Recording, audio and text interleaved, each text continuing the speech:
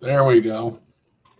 Hey everybody, it helps to hit the go live button. Hey Suburban Hillbilly, how you doing?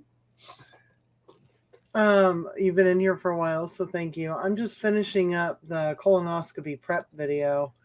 So I'm going to kind of look around a little bit for a minute and look a little confused, but yeah, it's ready to go. Okay, good. Now I just have to make a thumbnail. I'm going to do that while we're here, but I'm not going to show you how I do it because yeah, that would be too confusing for me to try and figure out. So if you watch this as a rebroadcast later, I want to thank you guys for coming in and supporting us. And for you who are here, thank you, Suburban Hillbilly. Thank you for being here. We're really excited about the news that we got yesterday about no cancer. What did he say exactly? I can't find that piece of paper. No cancer. Oh, there we go. There we go. Hey, Ginger. Hey, Ginger.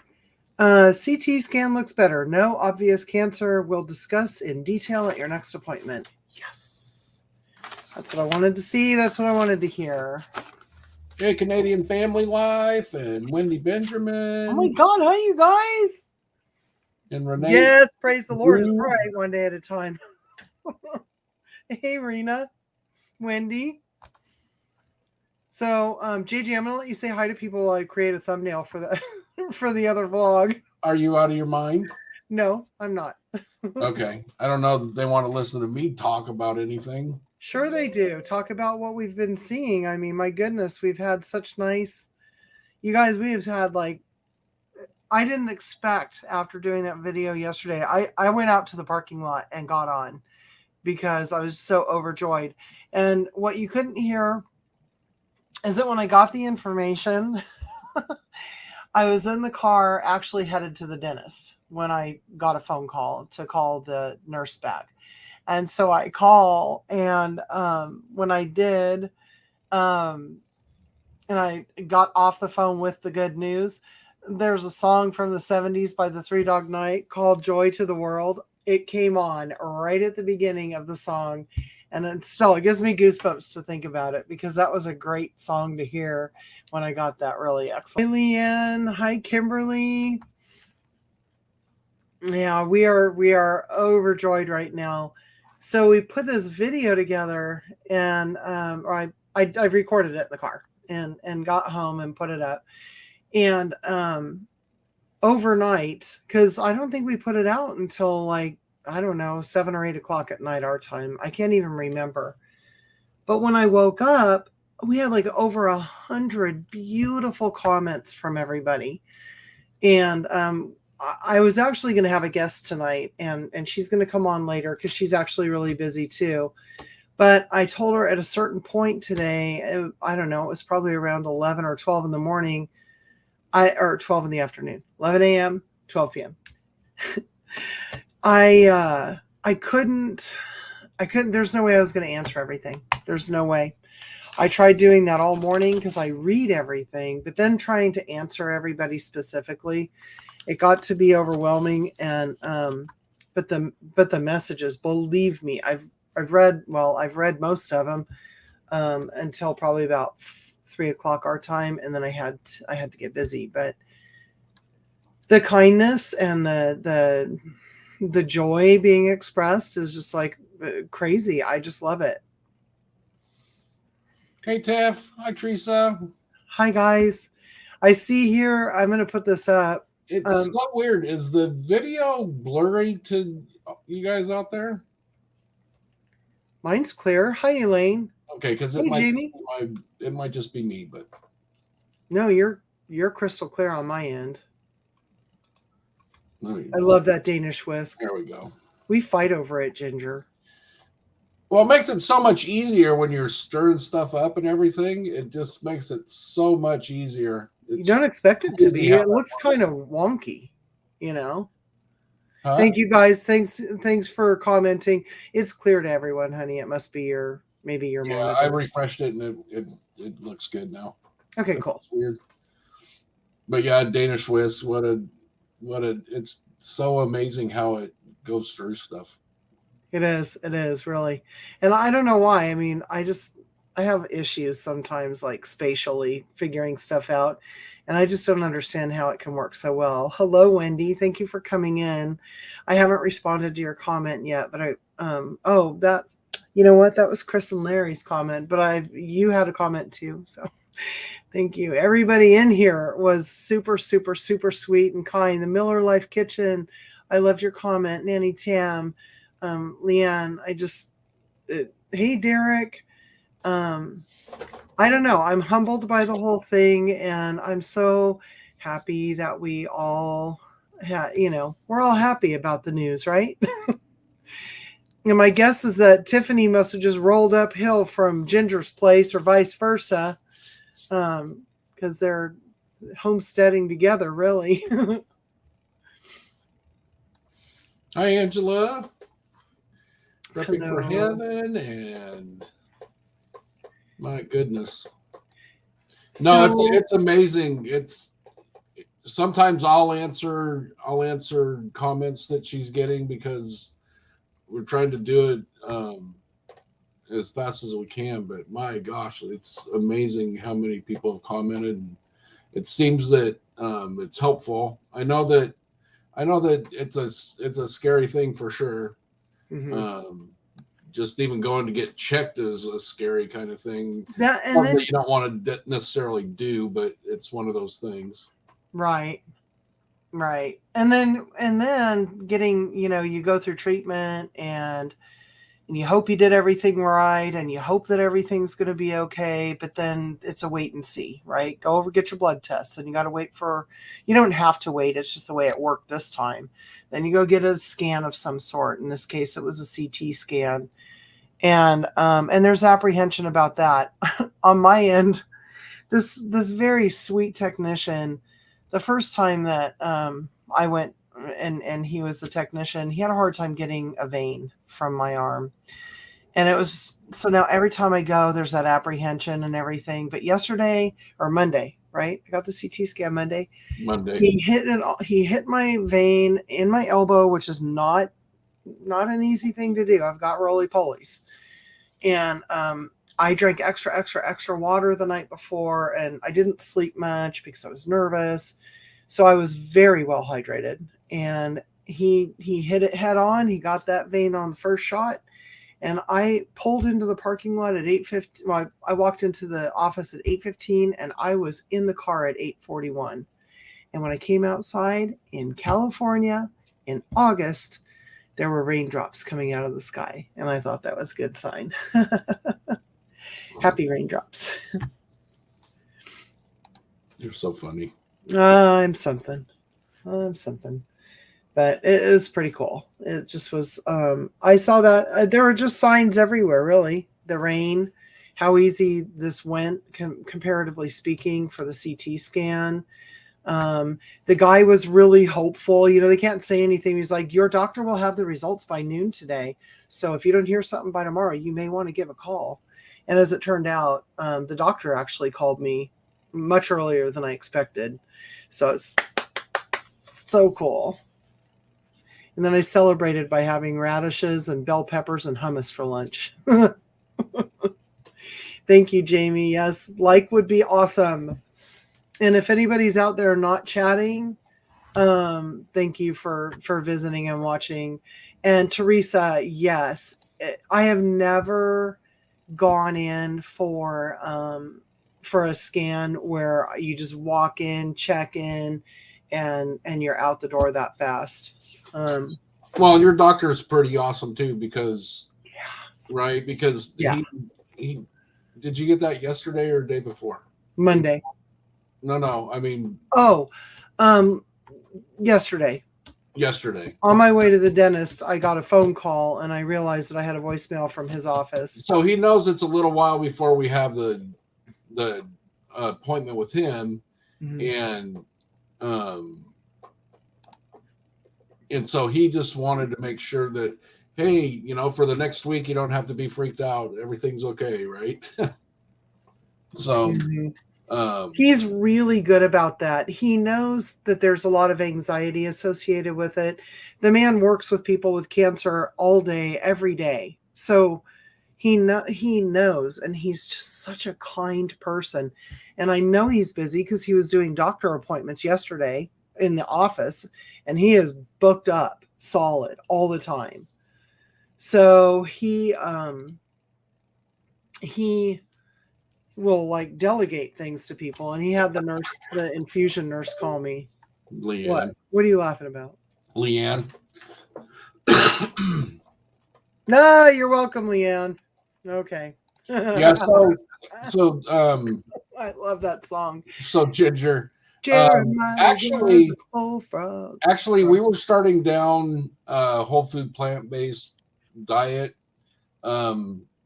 before she even got her colonoscopy the first time, and we were already headed down that road, and we've actually kind of strayed from that because I wanted a hamburger.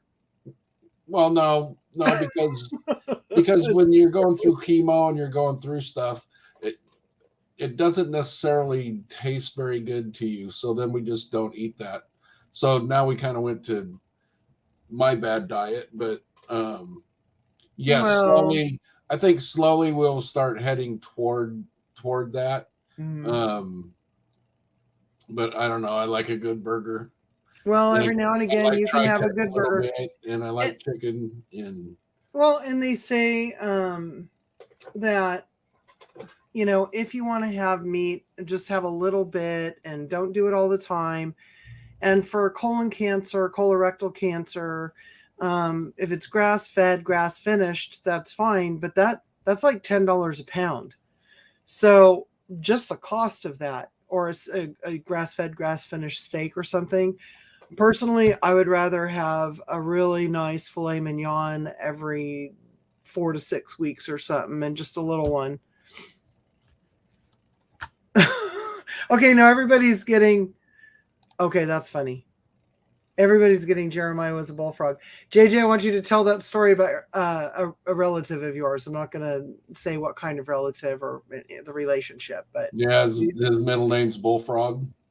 And his first name? And his first name's Jeremiah. Yeah. And his father was a musician. That is true. So funny. I don't know if it's true or not. I've never seen his birth certificate, but I've been told that my whole life. So that's I would not doubt it. I don't have the ability to refute it. So Angela, Angela. Oh my goodness. Yep, that one's Ginger. Ginger. Actually, I watched Andrea's video earlier today, where they got their blood test results back, and I've been watching that 30-day challenge, and I will definitely be watching Andrea and her husband more often, because they're kind of doing the same thing for the same reasons, for health reasons, giving up the meat and the animal products and things like that. I applaud them for going cold turkey. And then today she was purging the rest of the oils and things like that, giving them to family members and things like that. So that's actually really encouraging to me, because it's not easy to make the transition. I love milk. I could drink a gallon of milk a day if allowed to. I love cheese. We both love cheese. Come on. I love cheese. Good Lord Almighty. And butter. I mean, I'm not saying it's going to be easy. Yeah, well, if we get to Thank you. if we get to where we were when we stopped, we had plant-based. She was pretty darn close on having a plant-based mozzarella cheese going on. Oh, I mean, I will make that. And it's controversial in itself, but it's controversial in itself because of the kappa carrageenan. It was, because of the carrageenan, but yeah, it's so it was so close and melted nice. So I'm not sure if it's worse to go that route, then we just have cheese. But if it's not, then we can go through everything that it entails to make that cheese, because it is pretty good, even if we have to make it one of those guilty pleasures once in a while. Yeah. Yeah. If you deny yourself too much, I remember that when we did this before, our taste buds changed a lot. And one of the biggest reasons that we got away from the vegetables also is before surgery, I couldn't have anything with seeds, and I couldn't have any nuts, and I couldn't have any meat. I mean, I lived on after surgery, I should say, the first surgery. I lived on mashed potatoes and gravy and mashed sweet potatoes with a little bit of pineapple in it for 3 weeks. I mean, that's really kind of all I ate, and a little bit of Well, noodles, and then after your surgery, oh, you can't have really anything.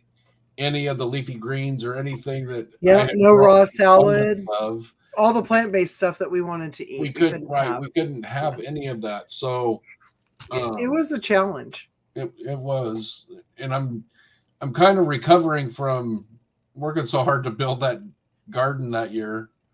Um, to where because it's like every time I get gearing up, I'm like, oh, then we find out something kind of like this year, right? Mhm.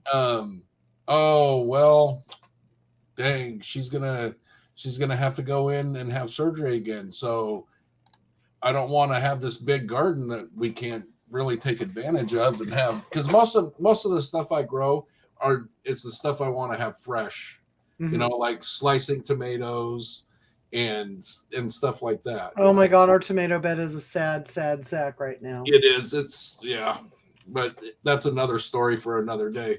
But then I typically just want to eat that stuff fresh, and then we have farms or U picks and stuff that we go and get stuff to put in jars from. You Hmm. know. Yep. And they work well. I mean, you know, I went out today and I called this morning because we have a goal of 100 quarts of tomato sauce, and we're at 14 right now. So there's a little bit of work to be done. And then in addition to that, I want to do because cooked tomatoes are the lycopene and cooked tomatoes are supposed to be really good for colon health. That's and everything else. So hopefully that is true. And we like tomato based products anyway. But I'd like to do maybe a dozen or a dozen and a half of those pint and a half jars of ready to dump and go pasta sauces, maybe with some garlic and basil, a few different flavors. And I'll put it over spaghetti squash, which I love, ginger, you know, because Tom Garvey, if you guys don't watch Tom Garvey, the keto cook, you gotta go watch him make his spaghetti squash. It's really neat, and he preps it so that you just pull it out and kind of have it on demand. And the only thing about it, if you don't like spaghetti squash, I recommend is give it another try. Drain it first. Put it over a colander and a cloth and let it drain because it is very watery at first. But if you do that, I think you'll probably be converted because it's pretty darn good. Okay, hold on, I'm looking real. I gotta go So through. Leanne, on your pineapple tomato, is now about the time that it's usually coming out, or is it usually a little earlier or later? I grew a pineapple tomato last year. I think I only got one and it was like this big, but it was really darn good. This year we've got a problem with critters, birds when it gets really hot, poking into the tomatoes and taking a few bites out of it just to get some water. And we regularly water the grass and try and make little puddles in places like by around the tree bottoms so that the birds, when it's 110 degrees, the birds do have water. Plus we have a swimming pool. It's like, come on guys, get in the pool and get some water. We need to make those the butternut squash cookies too, because that's oh my god, that's cracking a cookie right there. I'm just With saying, brown butter frosting. it's so good. Yeah. Oh my Our lord. neighbor came over and gave us her mother's recipe, and we used our canned butternut squash, and it was amazing. But see, then again, there's flour and sugar and stuff. So I'm torn on that. I personally am torn on it. I'll make them for you. But I just feel like if I go cold turkey, I'm going to be doing a lot better. Well, I would do it with you too. I mean, Yeah. that's just how we roll. I could take Yes, that's what I was expecting, like 2-pound thing as big as my head, right? And it's like, no, it wasn't. It was about as big as my eyeball socket, maybe. Teresa, they won't go to the bird bath either. And I have a thing with glass beads in it, and I fill that with water for the bees, because when the bees hit the pool, if we're not out watching for them, they will drown, and we don't want drowning bees. We need all the bees we can get. Yeah, and we have somebody that lives. I guess they live probably 4 houses down that have hives. So, I don't want. Oh to no, I didn't tell you about that. Their hives collapsed. They got a mite in their, yeah. Oh God, they were devastated. Well, that's a stinker. Yeah.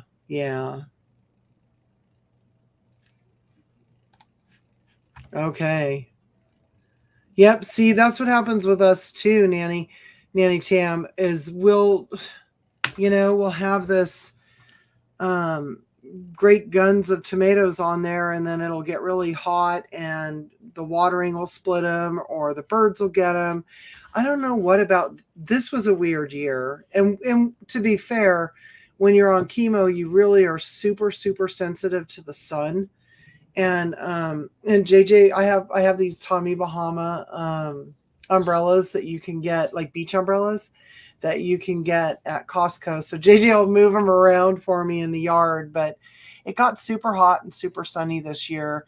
So the more I think about how difficult it is for us to grow certain things from July through maybe the beginning of September, I think we should just garden early, take our chances on a rainstorm or a thunderstorm, and then be done gardening from July until the beginning of September, and just do seedlings. And that's what I want to try this coming year. Yeah.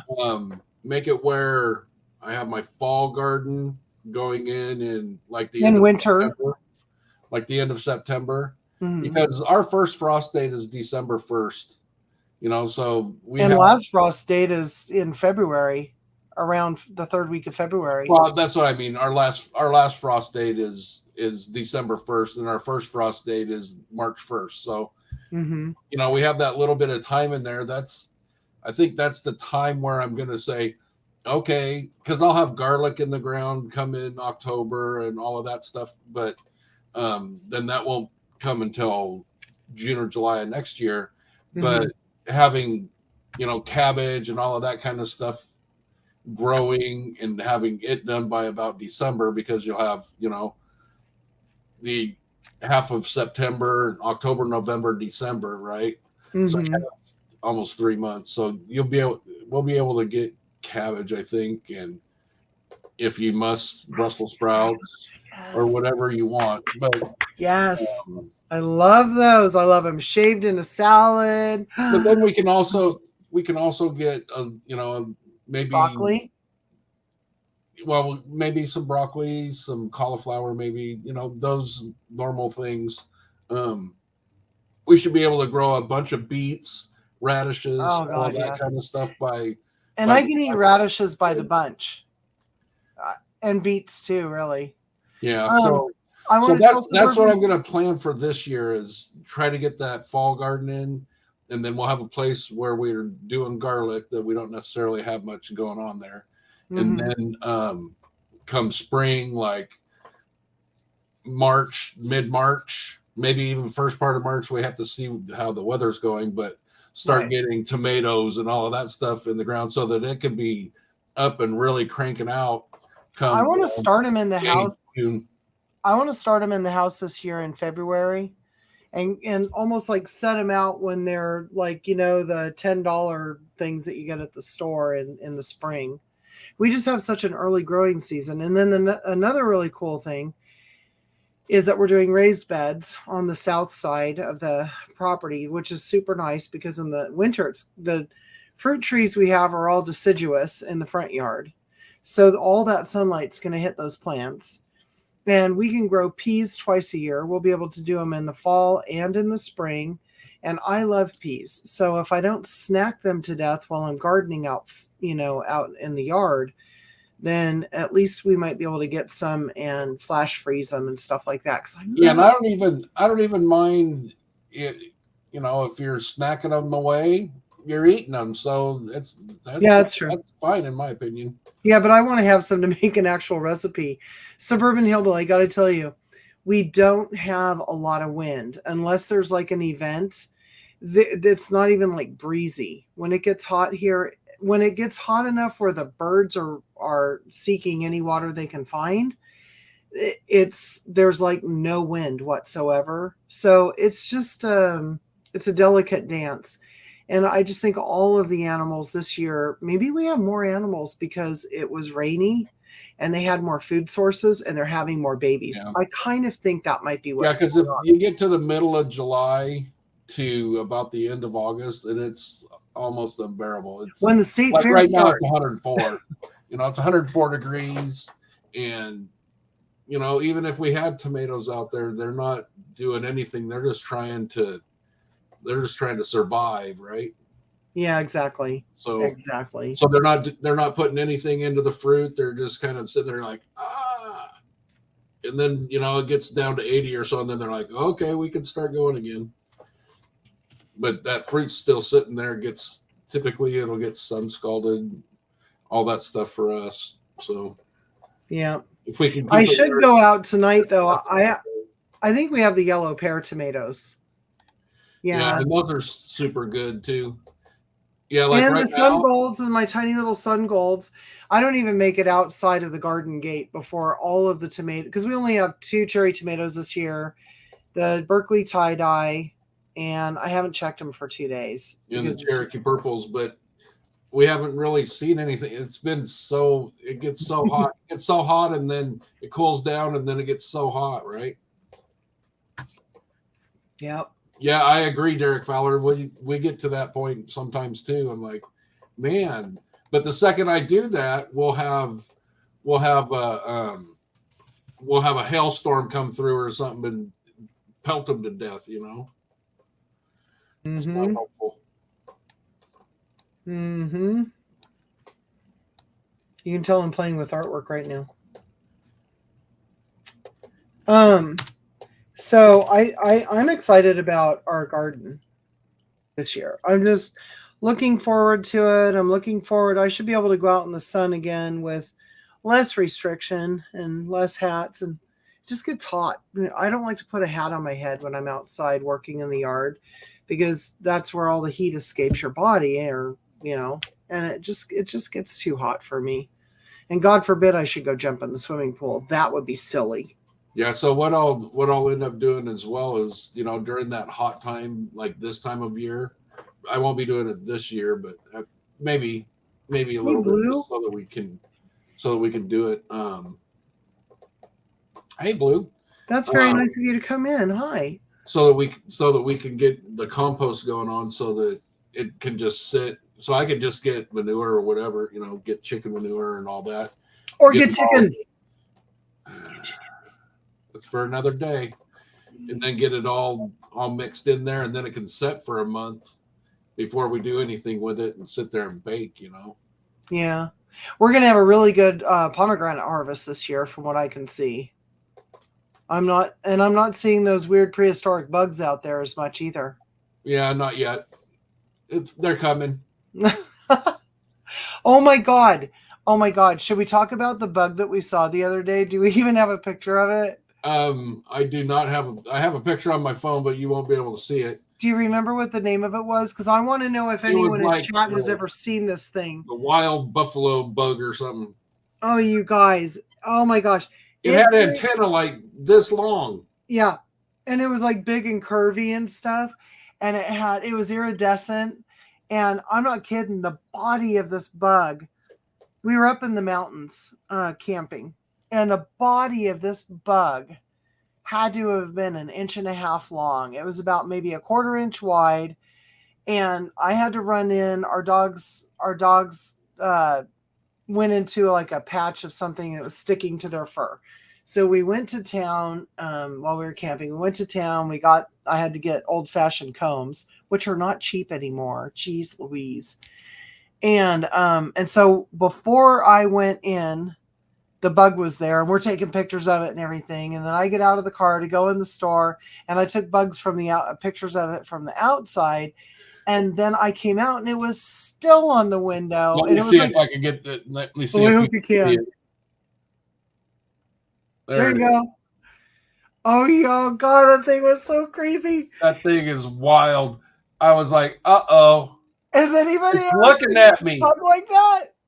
It's looking at me like it's going to peck through the window.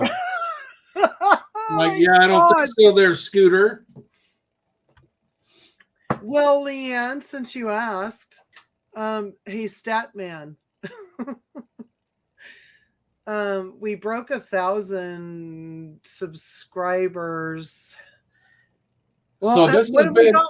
so I'm just going to say this, what a difference a week makes, because I think this conversation is important. I think that's what this all boils down to. People don't feel like they can talk about it.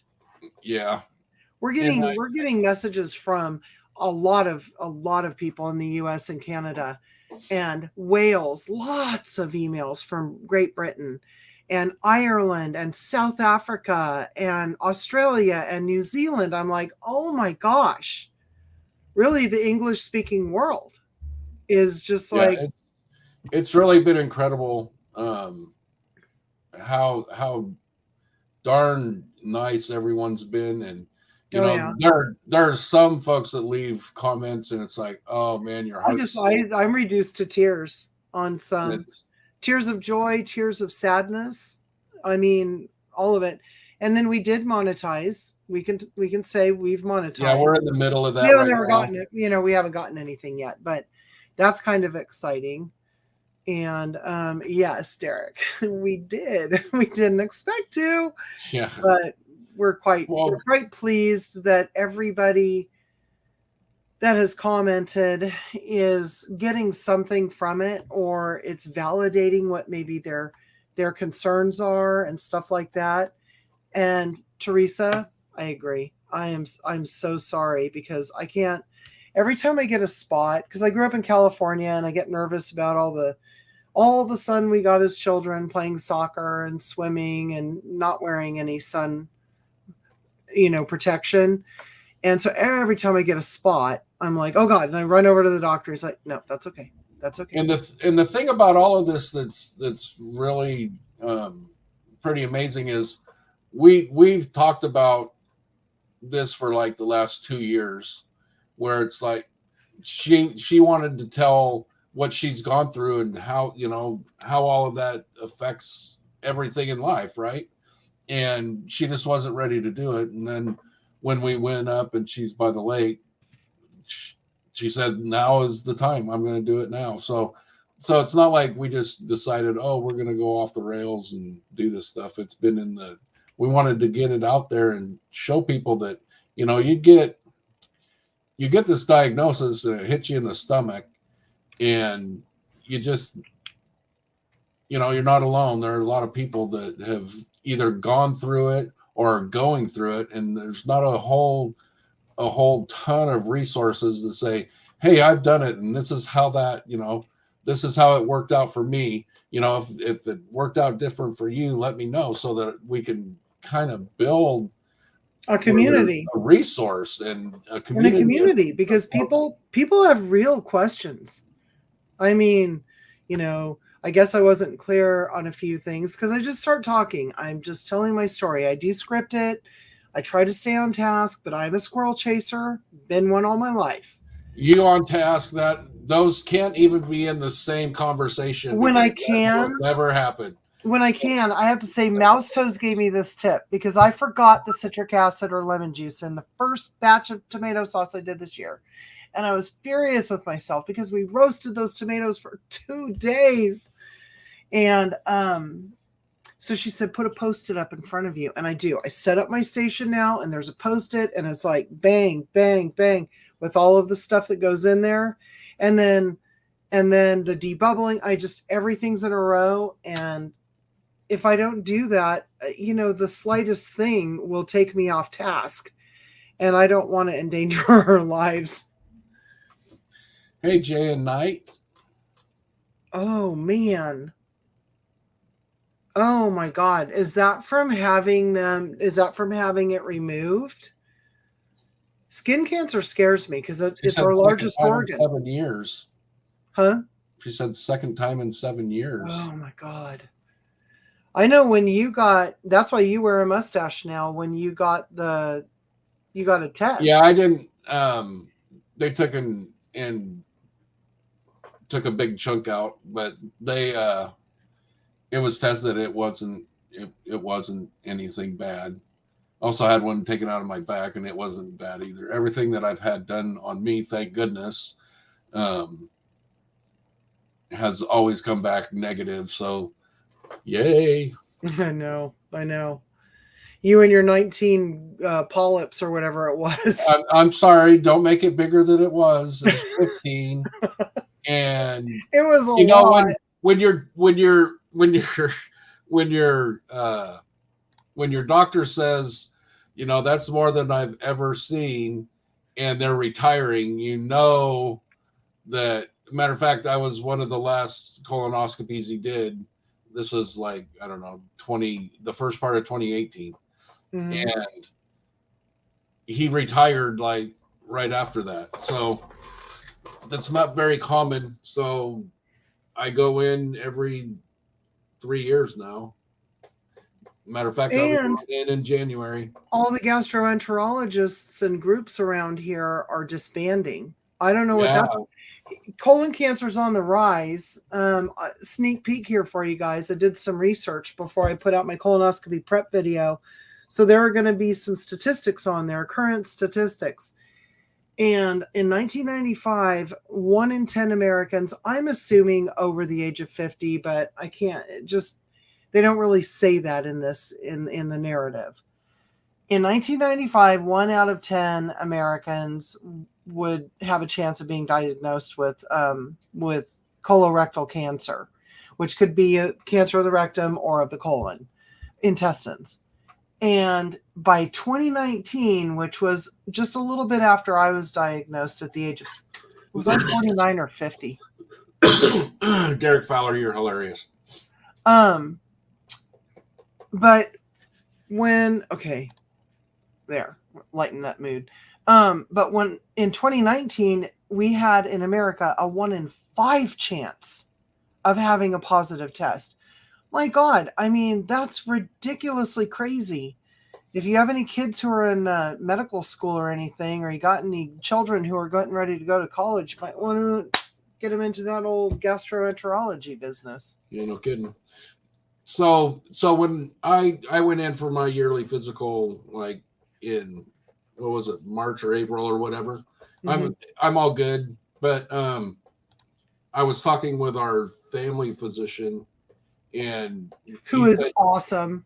Yeah, we have awesome providers that so lucky take care of us. But I was talking with him, and he said, if this was 20 years ago, Michelle wouldn't probably be here with us. Yeah. And so we were, and I've talked with her other doctor as well. Mm-hmm. And he said, they're doing stuff all of the time. They're coming out with new treatments, new things, all of that kind of stuff. And so our family physician said, you know what, you try to get it as far forward as you can. If it's 5 years, 2 years, 1 year, whatever, because things are taking place, all of the time. There's new treatments. So mm-hmm. If there's a next time, God willing, there will not be a next time. But if there is, they're thinking that immunotherapy might be approved for colon cancer patients, which everybody we've talked to, doctors and other people who've actually, like breast cancer patients, I believe, in some cases can do immunotherapy. They take your own body, they take your own DNA or your blood and do what they need to do so that it learns how to fight the cancer by itself. So you're not getting all those poisons. The poisons are just so toxic. They kill everything. And just make sure that we throw out a disclaimer. We are not medical professionals. No. Just things we've heard or things that we. Bye, Nanny Tam. Thank you. Bye, Nanny Tam. Okay, what were my symptoms? Okay, I didn't really have stomach pains or anything like that, okay? But my stools changed. First of all, my bowel habits changed, like where I would be afraid to go out to lunch with friends because I wouldn't know when I would have to excuse myself. And sometimes it would be the runs, and sometimes I would have to go. And then I would sit there until I was done, I thought, or I hoped. So then I kind of stopped eating at work and everything because we were still working in the office. And then a few months after that, the shape of it started changing and it kept getting more and more and more narrow. There's a way detailed video out there that you could go, a vlog that you can watch that I put out. And it was, what were my symptoms? And it got to a point where it just was so skinny and it was black. And I did not realize that black poo meant that you had blood in your stool unless you had like way too much iron in your system.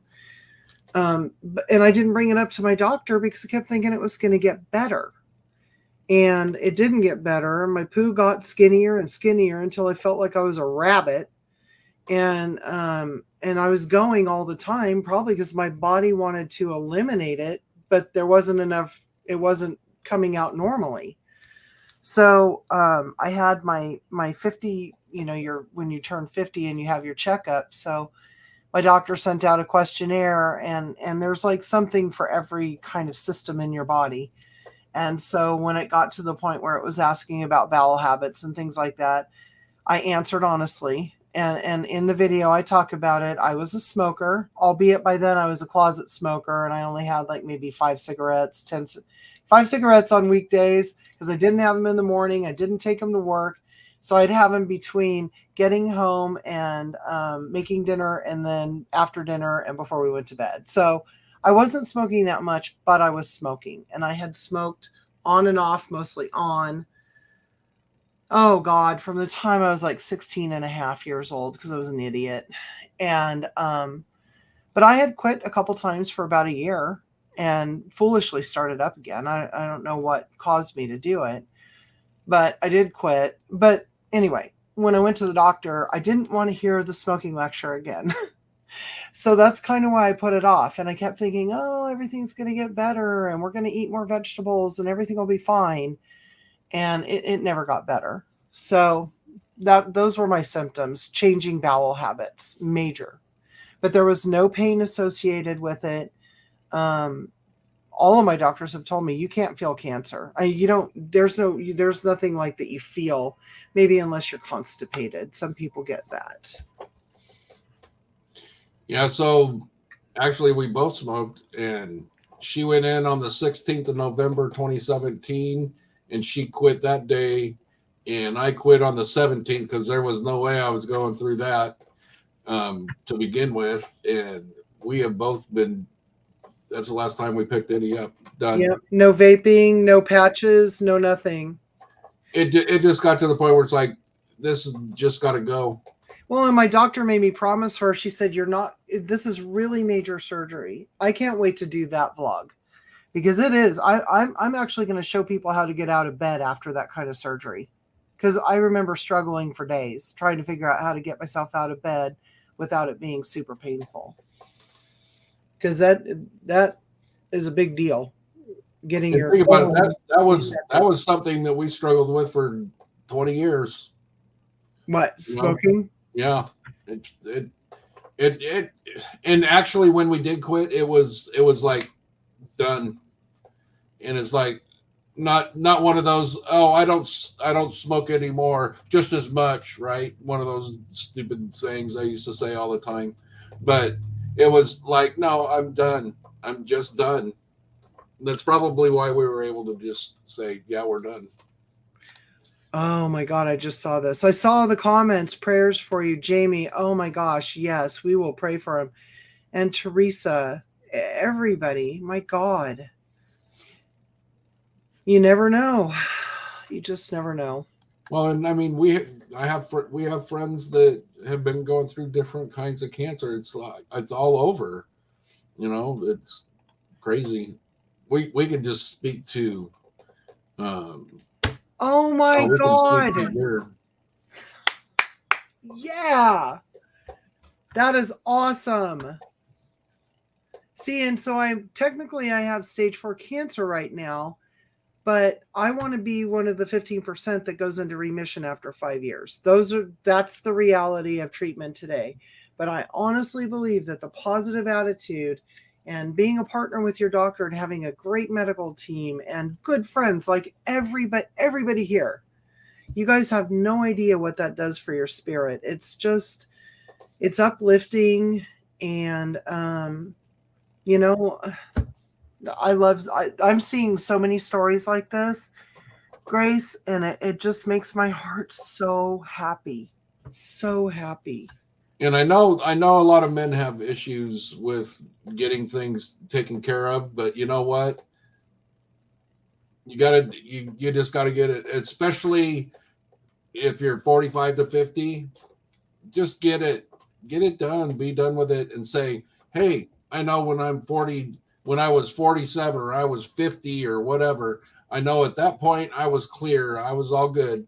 And so then it would be, if you go through your first colonoscopy and it's clear, I don't know what it is for sure. I think it goes like 5 years or something, so you were good here. Now we see you in 5 years, we'll be good. It's Mm-hmm. a very small thing to go through to make sure that you've been checked. Mm-hmm. Hi, Annie.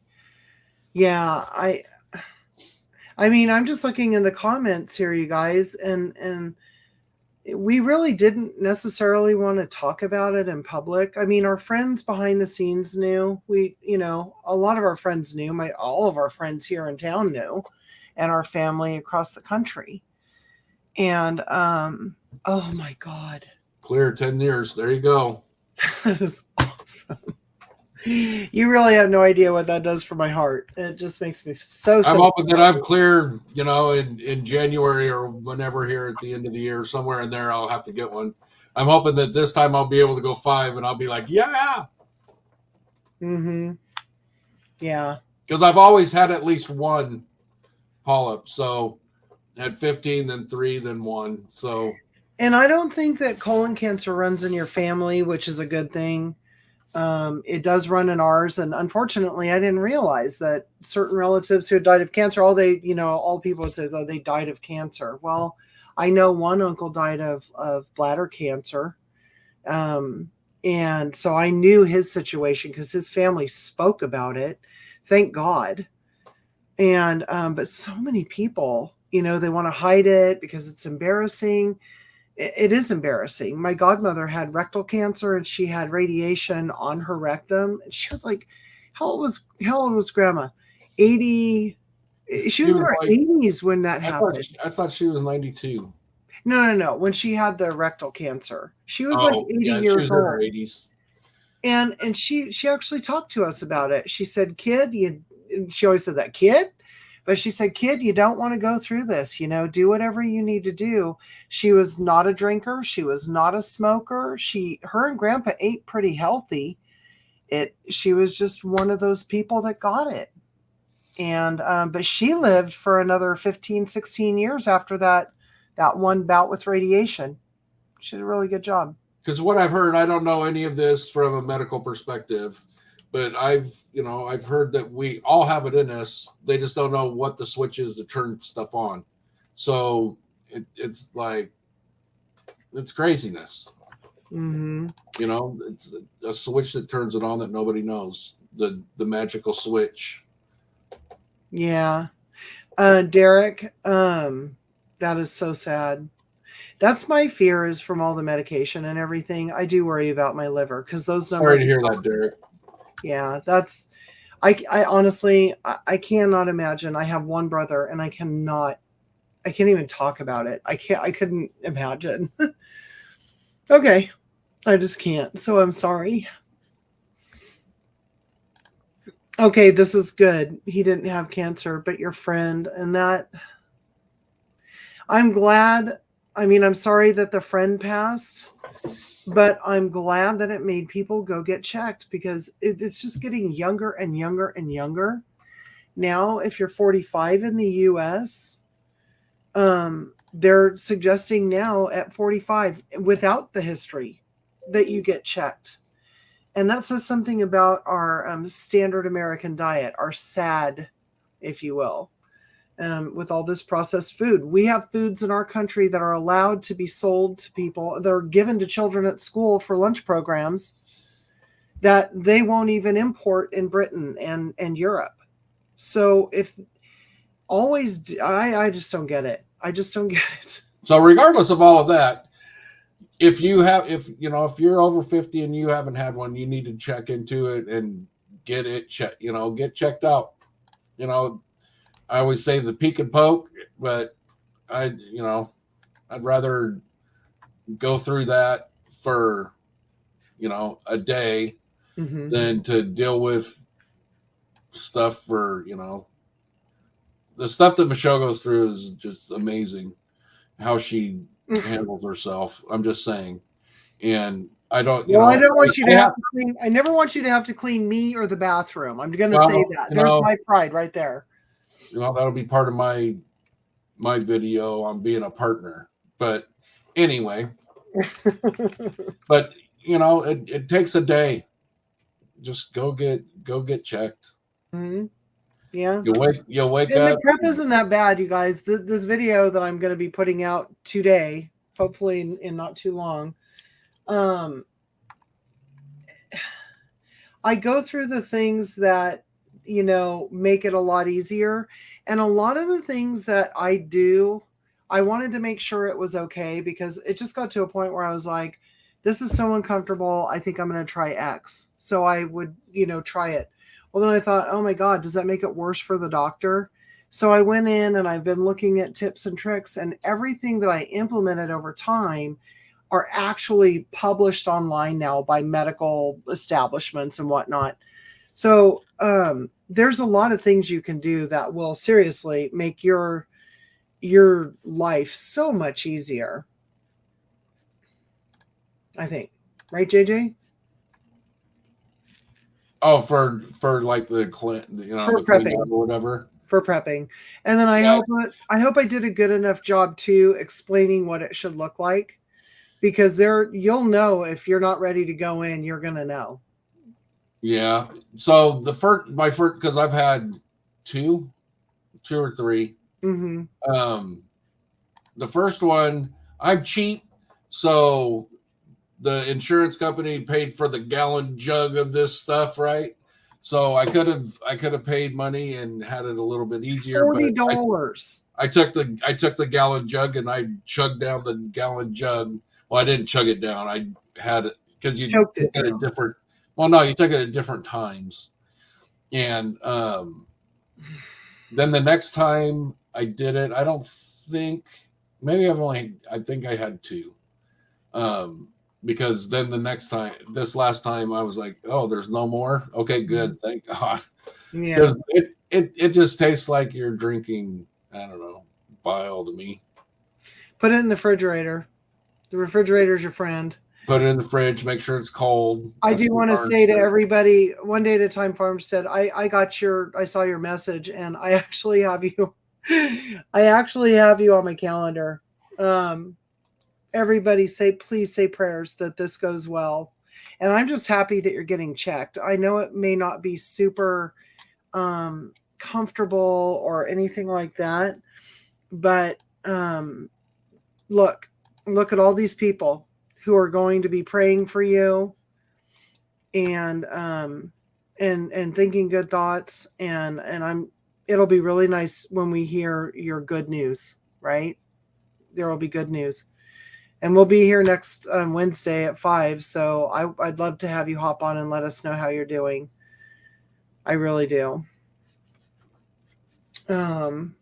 Liquid tornado, Derek. It is that, and I'll tell you. Though. But what you do that big old jug, and I wimped out, and so I get a faster cleanse, and so it's only like 12 ounces of water 2 times, and it's not water, but it's the stuff, and it is equally nasty, but I think it's just super concentrated, so you don't have to try and fit all that extra liquid into your body. Oh, oh. Well, that's probably clear. not a bad idea, That's Angela. clear. Everybody pay attention to that. Oh, see the citrate. That's why it burns your bum so bad. Right there. I knew there was citric acid in that because, oh my God, that is a burning sucker. Woo! Cush or tush. So we're getting close to 6 o'clock, and I am actually going to go and finish uploading a video. I hope that if you know anyone getting ready for a colonoscopy, or if you're afraid to go get one yourself, it is a little bit longer video. I tried to smack out as much as I could, but prepping is important, and you don't want to have to go through it twice. So if you know someone going through it, send it off to them so that they don't feel so scared. And take some of these tips, because trust me, how many times have I had to clean out? 7, 6, 7 between surgery and all that. Oh yeah.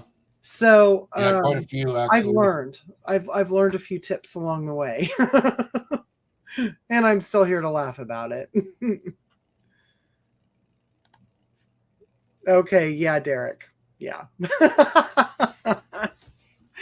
Okay, on that note. Oh. Go get checked, man. Hold on. What is it again?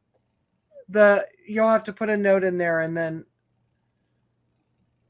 I just want to know what. Hold on a second. Sorry, we're silently waiting. What are we waiting for? I don't know. She's asking, or they're asking what is it again? And I'm assuming, are you talking about the magnesium citrate or the video? I don't know. But the video will be out in a little bit, and it's called Colonoscopy Prep. You can do it. It's not that bad. It's not that bad. Oh, what I drank. Mine was, the first one was called Prepopic. But the second time I asked for it, which was like a year later, it was a different brand. So ask your doctor, ask whoever's going to be doing the testing, ask them if they can give you the smaller, I don't want to call it a smaller dose, because I think it's the same amount of medicine, or what do you call that? What do you call that thing, JJ? Laxative. But you take 2 doses of it, one the night before, about 15 or 16 hours before, and then one about 4 hours before. But you only have to mix it with like a 10 or 12 ounce glass of water, instead of like JJ's, where he kind of had to mix a quart of water to it or something. It was a lot of liquid. Yeah, and I don't know that it's necessarily laxative. I think that yes, less volume, but thank you. I don't think it's a laxative. I think it's a cleaning agent. It's kind of like liquid tornado rooter, going through the pipes of the house. Oh, see? Yeah. Yeah. And I will tell all of you guys, do the dietary changes leading, like the week or 10 days leading up to it, because I didn't have instructions to modify my diet until like 3 days before. But if you take the slower route, which is the last few instructions I've received have been a slower route, you're going to have a much better clean. You're going to have a much better clean out. And it says stuff like, don't eat this 5 days before or whatever. And don't eat this 3 days before. Don't eat this the day before. Don't do all this stuff. So if you stay with that and drink that stuff down and go through it, you'll be all done with this stuff in no time. And then hopefully everybody gets a clean bill of health. We move on. Boom. That's a very good point, Teresa. That is very, very true. And I will say this too. You've got to make sure you're well hydrated going into the prep, and then stay hydrated, because they're going to induce diarrhea. So you don't want your kidneys to get overtaxed. You don't want your liver to get overtaxed. And if you keep yourself hydrated, you're kind of setting yourself up for success, and you're not taxing your body so much. Peace. Did you see that peas? Don't eat peas the day before. No, don't eat peas. Don't eat peas the day before. Okay. On that note, thank you all for watching. Thank you. I can never, ever tell you how humbled I am for your very, very kind words and support and everything. I mean, I consider everybody in here a friend, and we have to help each other. We have to help each other, and we have to have this conversation. And once it's out there and we're talking about it, it isn't so scary. I remember before my colonoscopy, I had relatives staying with us, and they scared the bejesus out of me, right? It was, oh, it's going to be horrible. Oh, yeah. It wasn't that bad. It really wasn't that bad. So don't scare people, for Pete's sake. That doesn't do you any good. Yeah, I'd like to do that. Thanks for stopping by, everybody. Thanks for visiting us, and we'll see you guys next week. Thank you so much. See you later, everybody. Be kind.